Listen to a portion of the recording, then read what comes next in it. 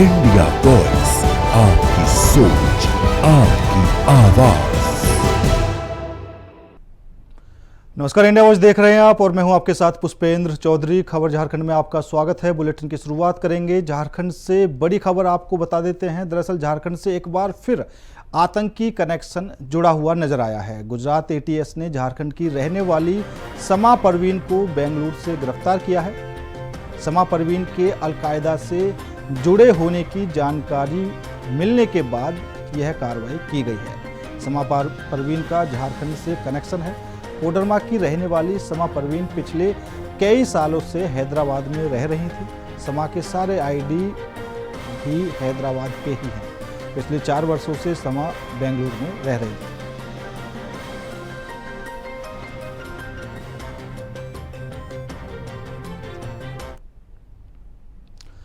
कोल्हान के डीआईजी अनुरंजन केस्टोपा बुधवार को जमशेदपुर पहुंचे, जहां एसएसपी कार्यालय परिसर में उन्हें गार्ड ऑफ ऑनर दिया गया। इसके बाद कार्यालय के सभागार में उन्होंने एक अहम बैठक की। बैठक में जिले के सभी थाना क्षेत्रों में हाल की आपराधिक घटनाओं पर विशेष चर्चा की। डीआईजी ने सभी अधिकारियों को 5 साल और 2 साल से लंबित मामलों का जल्दी समाधान करने का निर्देश दिया है। उन्होंने कहा कि थाना प्रभारियों को अपने क्षेत्र में किसी भी प्रकार की आपराधिक गतिविधि ना होने देने की जिम्मेदारी तय होनी चाहिए।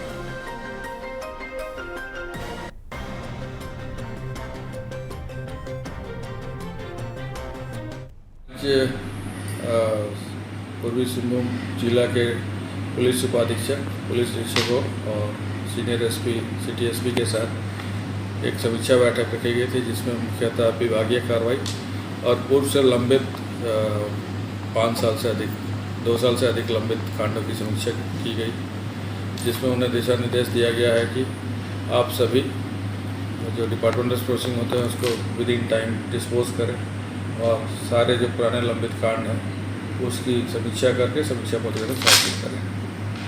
तो नहीं, बट कुछ 5 साल से ज़्यादा लंबित कभी 70 हैं अभी, और 2 साल से की संख्या निकाल के सिटीज पे आपको उपलब्ध करा देंगे। तो 2 साल से जो अधिक लंबित हैं, तो ऐसे 5 साल से अधिक 70 कांड लंबित है अभी, जिसके लिए उन्हें दिशा निर्देश दिया गया कि 15 दिनों में सभी जो पर्यवेक्षी पदाधिकारी हैं कांडों का समीक्षा करेंगे और प्रगति प्रतिवेदन समर्पित करेंगे, सो डैट कि कांडों का निष्पादन समय किया जा सके। ये के विरुद्ध सारे लोग अलर्ट मोड में है, प्लस इसके लिए पश्चिम सिंहभूम ज़्यादा प्रभावित है आज के दिनों में, तो वहाँ अभियान जारी है और निरंतर अभियान सूचना संकलन के आधार पर किए जा रहे हैं। विगत दिनों आपने देखा भी होगा, बहुत सारी रिकवरियाँ भी हुई है। तो ये सतत प्रक्रिया है, इसमें हम लोग प्रयास कर रहे हैं और इस दौरान हम लोग प्रयास कर रहे हैं कि कोई अप्रिय घटना ना घटे। प्रक्रिया है, लोग पकड़े जा रहे हैं, इनपुट गैदर किए जा रहे हैं और उस पर कार्रवाई हो रही है। लगातार आप भी देख रहे होंगे कि अगर फायरिंग की घटना हुई तो फिर एक्टिव है पुलिस, इन्फॉर्मेशन गैदर करके उसको पकड़ रही है, डिटेन कर रही है, जेल भेज रही है। जो प्रक्रिया है उस पर लगातार कार्रवाई हो रही है और निश्चित रूप से ये कम होगा। झारखंड विधानसभा के मानसून सत्र की तैयारी के लिए अधिकारियों और विभागीय पदाधिकारियों की बैठक 31 जुलाई को आयोजित की गई। इस बैठक में विधानसभा अध्यक्ष रविन्द्रनाथ महतो और राज्य के मुख्य सचिव अलका तिवारी भी मौजूद थे। बैठक में सदन के सुचारू संचालन और सहयोग को लेकर चर्चा हुई। विधानसभा अध्यक्ष ने सभी से सदन के बेहतर कामकाज के लिए सहयोग की अपील की। संसदीय कार्य मंत्री राधा कृष्ण किशोर ने बताया कि 1 अगस्त को शपथ लेने वाले सदस्यों का एजेंडा तैयार है, लेकिन सरकार को कार्यपालिका से अपेक्षित सहयोग नहीं मिल रहा। पिछले सत्र में 391 प्रश्नों में से केवल 31 के उत्तर प्राप्त हुए, जबकि 360 प्रश्न अभी भी पेंडिंग पड़े हुए हैं। इसके अलावा 1371 अध्यादेश और 135 निवेदन भी पेंडिंग हैं। उन्होंने सुधार की आवश्यकता पर जोर दिया।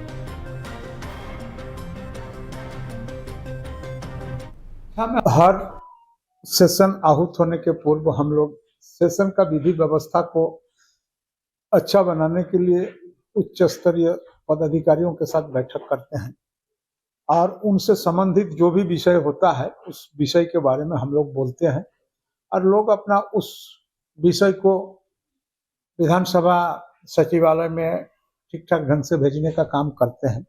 उसी में था कि सत्रावधि में पदाधिकारियों का उपस्थिति हो, कम से कम जिस माननीय सदस्य का जो जिज्ञासा रहेगा माननीय मंत्री से, और उसका ठीक ठाक जवाब हो, इसलिए उनका रहना बहुत ही जरूरी होता है।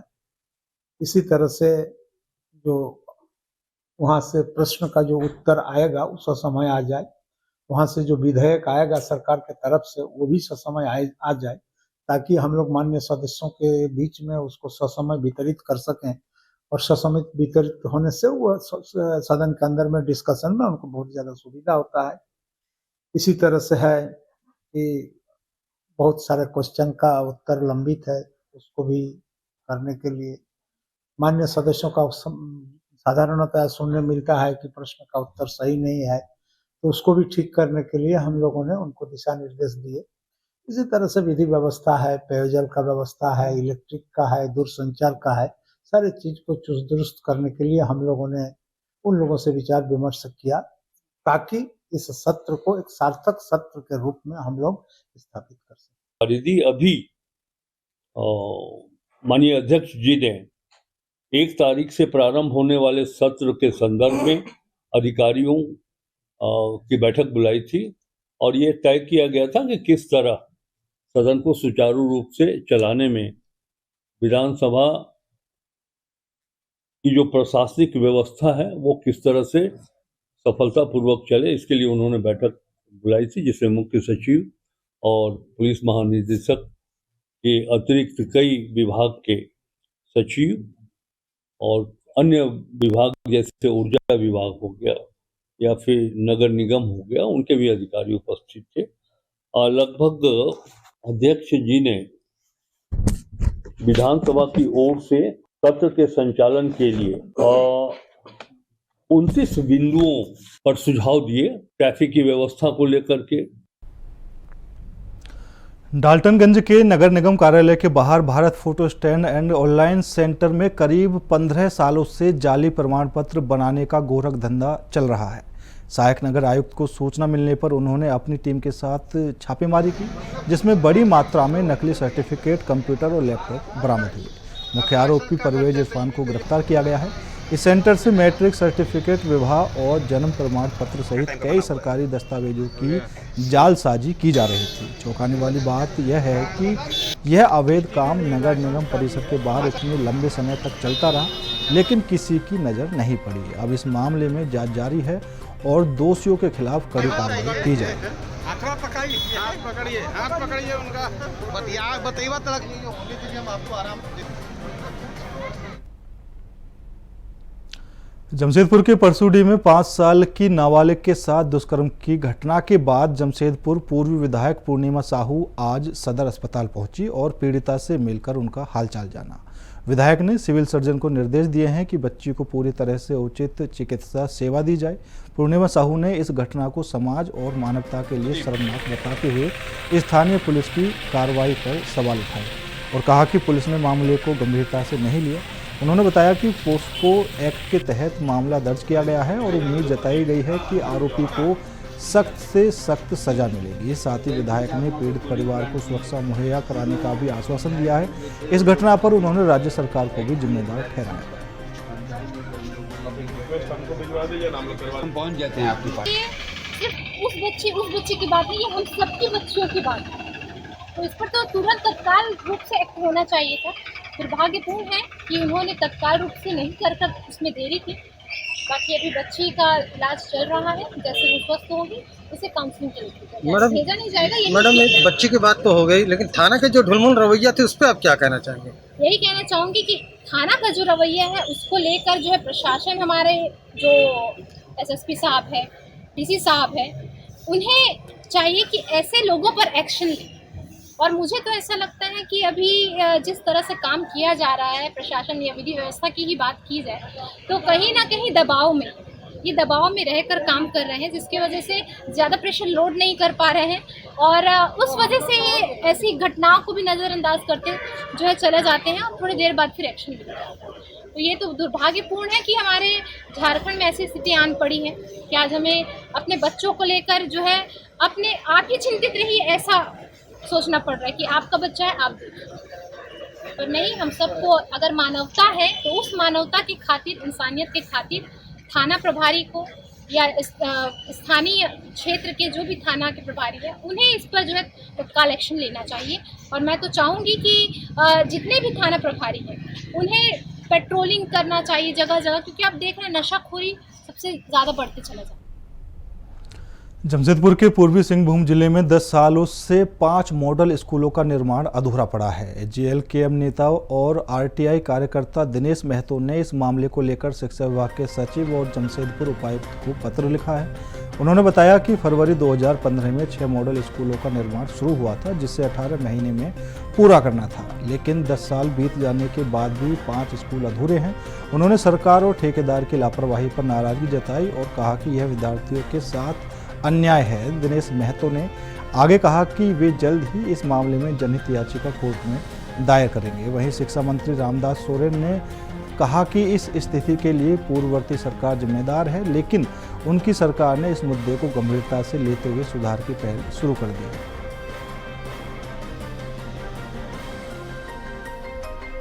देखिए, पूर्वी सिंहभूम जिले में 6 मॉडल स्कूल बनना था 2015 से, लेकिन अब तक 5 मॉडल स्कूल अधूरा पड़ा हुआ है। उसके लिए हमने जिला के उपायुक्त महोदय को आवेदन दिए हैं कि जल्द से जल्द मतलब मॉडल स्कूल का कार्य पूरा हो। ग्रामीण क्षेत्र में इंग्लिश मीडियम स्कूल के लिए सरकार ने तब निर्णय लिया था कि ग्रामीण क्षेत्र के बच्चों को भी इंग्लिश मीडियम का शिक्षा दिया जाएगा। उसी के लिए आपका चकुलिया प्रखंड, दलबंगगढ़ प्रखंड, घाटशिला, डुमरिया और पोटमदा प्रखंड में मॉडल स्कूल अधूरा है, जो कि मतलब 10 साल बीत जाने के बावजूद अब तक मॉडल स्कूल अधूरा है। बच्चे उसका नाम से नामांकन लिया जाता है इंग्लिश मीडियम स्कूल का नाम से, और बच्चे को दूसरा बगल का सरकारी स्कूल में पढ़ाया जाता है। कोई बड़ागुड़ा में तो गाछ का नीचे पढ़ाया जा रहा था, तो बड़ागुड़ा मॉडल स्कूल के जब हम हाईकोर्ट में जनहित याचिका दायर किए तब जाके वहाँ का काम पूरा हुआ। अभी तक पूरा पूर्वी सिंहभूम जिला में 5 मॉडल स्कूल अधूरा है। इसी के लिए हमने जिला के उपायुक्त महोदय को आवेदन दिए हैं। आवेदन के हालत में अगर 1 महीने के भीतर कुछ कार्रवाई नहीं होता तो झारखंड उच्च न्यायालय में भी हम 5 मॉडल स्कूल के खिलाफ जनहित याचिका दायर करेंगे। सर, जिले में कई मॉडल स्कूल जो अधूरे पड़े हैं पिछले 10 सालों से, क्या कहना चाहेंगे? इसका जिम्मेवार तो पूर्ववर्ती सरकार है और जिसको हम सुधारने के राज्य का माननीय मुख्यमंत्री हेमंत सोरेन ने जिम्मा लेकर के वैसे मॉडल स्कूल को अपना राज्य अंश से बनाने का काम शुरू कर दिया, जो आप देख रहे बड़ा में शुरू कर। सरायकेला में भारत सरकार के शिक्षा मंत्री धर्मेंद्र प्रधान ने ऑनलाइन शिलान्यास के माध्यम से कोचाई प्रखंड के दलभंगा में 100 शैया वाले छात्रावास निर्माण का उद्घाटन किया। यह हॉस्टल वहीं जिसकी अनुमानित लागत करीब 2 करोड़ 75 लाख रुपए बताई जा रही है। शिलान्यास कार्यक्रम फीका रहा क्योंकि स्थानीय सांसद और विधायक को कुछ घंटे पहले ही आमंत्रित किया गया था, जिससे वे उपस्थित नहीं हो सके। स्थानीय मीडिया को भी कार्यक्रम की जानकारी नहीं दी गई। शिलान्यास बोर्ड पर सांसद कालीचरण मुंडा और विधायक दशरथ गागराई के नाम अंकित। कार्यक्रम में सांसद प्रतिनिधि छोटराय किस्कू, जिला परिषद सदस्य झिंगी हेम्ब्रू और कई अधिकारी मौजूद रहे। कार्यक्रम के दौरान धरती आबा झारखंड ग्रामीण उत्कर्ष अभियान और झारखंड शिक्षा परियोजना का नाम विवादित रहा।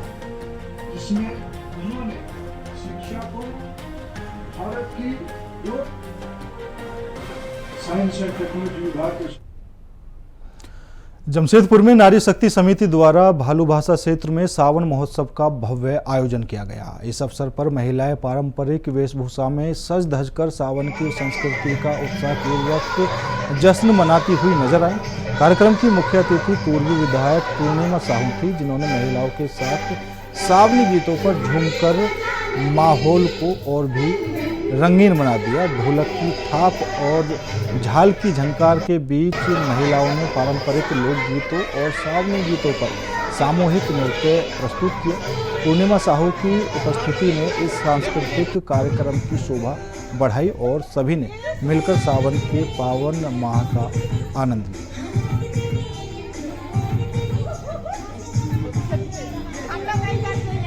इस पावन महीने में भोलेनाथ की आराधना होती है और साथ में आप देख ही रहे हैं जमशेदपुर में पूरे झारखंड, समूचे झारखंड में जो महिलाओं के चेहरे पे मुस्कान आई है इस सावन माह को लेकर। प्रत्येक वर्ष की भांति हर एक सावन के महीने पर महिलाओं का उत्साह देखने को मिलता है और इस सावन के माह भी हमारे जितनी भी महिलाएं भक्ति के साथ जो है अपने इस उत्सव को मनाती हैं। एक कार्यक्रम खुद आयोजित करती हैं, अपने नेतृत्व क्षमता के बलबूते पर ये कार्यक्रम आयोजित करती हैं और सभी महिलाएं हर्षोल्लास के साथ अपने अंदर के पसीना को, मैं तो यही कहूँगी कि वो यहाँ खुल के जीती है। बस सभी महिलाओं को, हमारी जितनी भी नारी शक्ति है, आप सभी को जो है सावन के इस पावन माह की ढेर सारी शुभकामनाएं देती हूँ और भगवान भोलेनाथ से यही कामना करती हूँ कि आपका सुहाग सदैव बना रहे और भगवान भोलेनाथ जी आपके घर में सुख समृद्धि और संपदा का जो है वर्षा करें। बोकारो स्टील प्लांट के 20,000 करोड़ रुपए के विस्तार योजना के बीच 1962 में प्लांट निर्माण के लिए जमीन देने वाले विस्थापित अब अपनी मांगों को लेकर गोलबंद हो गए हैं। विस्थापितों का कहना है कि जमीन अधिग्रहण के समय उन्हें पुनर्वास और पुनर्वासित क्षेत्रों में 10 किलोमीटर की परिधि में विकास का वादा किया गया था, लेकिन 60 वर्षों बाद भी उनकी जमीन और गांव का विकास नहीं हुआ है। तुपकाडी के विस्थापितों ने बताया कि आज भी उन्हें धूल और जहरीली गैस के कारण कई स्वास्थ्य समस्याओं का सामना करना पड़ रहा है। सड़क, नालों जैसी मूलभूत सुविधाएं आज भी नहीं हैं। उन्होंने आरोप लगाया कि CSR फंड का केवल कागजों पर विकास दिखाया जाता है, जबकि धरातल पर कोई सुधार नहीं हुआ।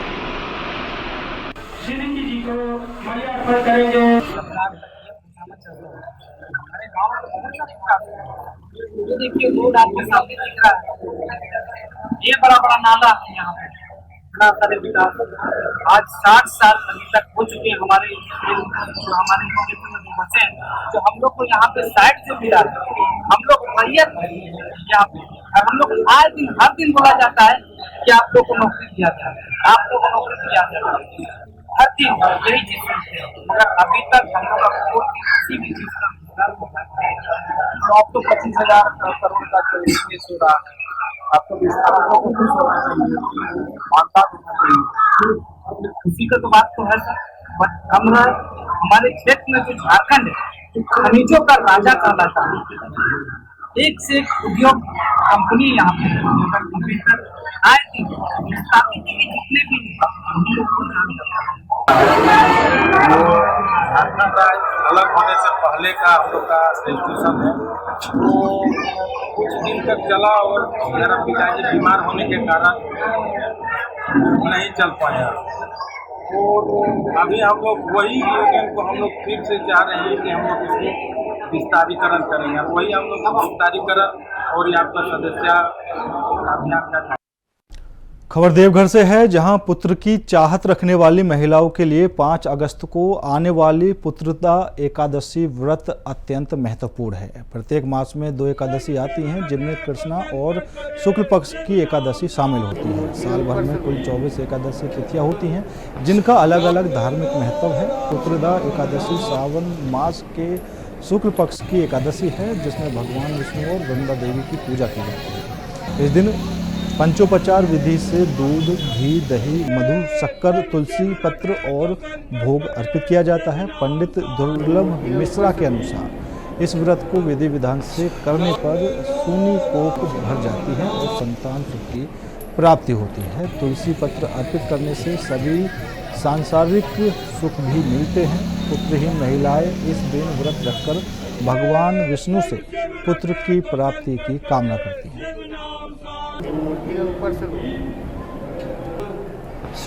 देखिए, 5 अगस्त को मंगलवार के दिन पुत्रा एकादशी पड़ने जा रहा है। पुत्रा एकादशी का पहले महत्व समझिए कि प्रत्येक मास में 2 एकादशी होता है, जैसे 2 त्रियोदशी होता है उसमें 2 एकादशी होता है। भगवान विष्णु का स्थापना में 24 मंत्र और 24 पूजा की विधि है। किसी बड़े पूजन का प्रयोजन जब होता है वैष्णव पूजा का, तो 24 शालिग्राम का 24 नामों से 1650 पूजा करके उनको स्थापित किया जाता है। तो पुत्रा एकादशी जो होता है, उस 24 एकादशी में से एक है और भगवान विष्णु की पूजा एकादशी में होती है, उसके साथ वृंदा का भी हो जाता है। उत्तरा एकादशी मूलतः है कि हर माँ जो होती है अपने पुत्र के लिए दीर्घायु, बलिष्ठ, देदप्यमान और शक्तिशाली के साथ साथ धनवान भी हो, पुत्रवान भी हो, ऐसा कामना करके आज का व्रत करती है। बोकारो में बीएस सिटी के सेक्टर 3 में वर्चस्व को लेकर दो गुटों के बीच हिंसक झड़प हो गई। सूचना पर नगर पुलिस उपाध्यक्ष आलोक रंजन के नेतृत्व में पुलिस टीम मौके पर पहुंची और तुरंत कार्रवाई करते हुए मनु राय उर्फ मनु भूमिहार और हर्षित कुमार को गिरफ्तार किया। इसके बाद थाना परिसर के पास पहुंचे बाइक सवार युवकों में से मुकुल ठाकुर को पुलिस ने पकड़ा है, जिसके पास से एक देसी कट्टा, एक जिंदा कारतूस, धारदार भुजाली और एक बुलेट मोटरसाइकिल जब्त की गई है। एसपी हरविंदर सिंह ने प्रेस कॉन्फ्रेंस में बताया कि ये सभी आरोपी नए गैंग के रूप में वर्चस्व कायम करने की कोशिश कर रहे थे। तीनों आरोपियों को न्यायिक हिरासत में भेज दिया गया है और मामले की जांच जारी है।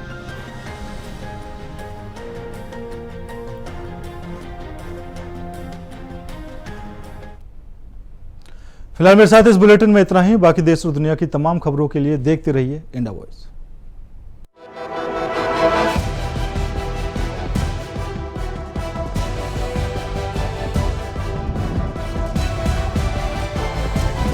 इंडिया वॉइस, आपकी सोच, आपकी आवाज।